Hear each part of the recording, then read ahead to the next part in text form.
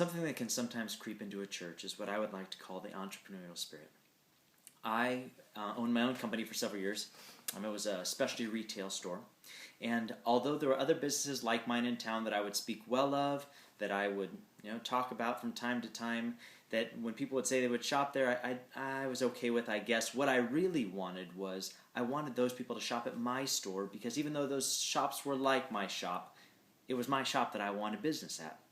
That's why I was in business. That's what made me an entrepreneur. What sometimes can happen to pastors, to leaders at churches, is that that same entrepreneurial spirit can creep in, where I feel like this is my thing. This is where I put my focus. And that's true. As a pastor, you invest more time, more energy, more blood, sweat, and tears into your church than anybody else. So it's very easy to begin to become territorial with your people.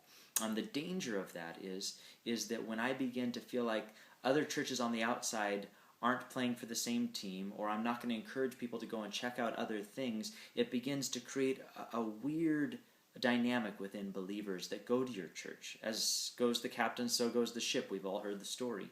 And what happens is, if I begin to act like my church is it, that everybody in Star Valley should come to my thing, it can start to make people feel awkward when they're around believers at other churches who might believe a little difference of things. They might not always see to eye with my pastor. We begin to foster something unhealthy in our people.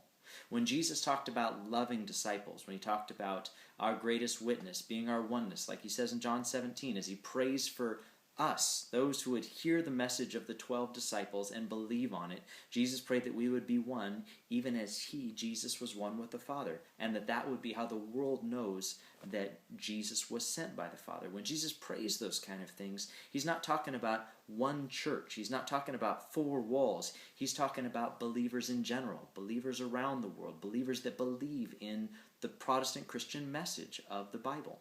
The danger can be when that entrepreneurial spirit invades churches, is it makes me as pastor king of my kingdom, instead of realizing that it's not like a business, that Christ's church is Christ's church, not mine, that he's given me stewardship of it, that he's made me a shepherd there, but that Christ's church is much larger, and his desire is that it reach further beyond, and really that there would be a oneness of believers. Different churches, yeah, different denominations, but one church at large.